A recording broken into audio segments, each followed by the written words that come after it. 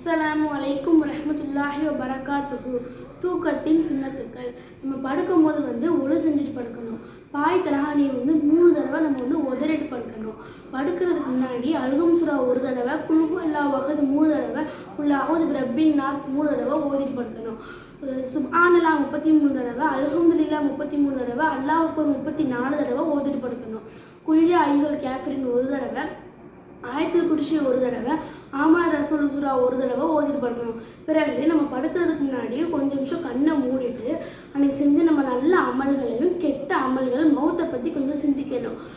காலைல தஹஜ்ஜுக்கு எந்திக்கணும், தொழுகைக்கு எந்திக்கணும்னு சொல்லி நீயத்து வச்சுட்டு படுக்கணும்.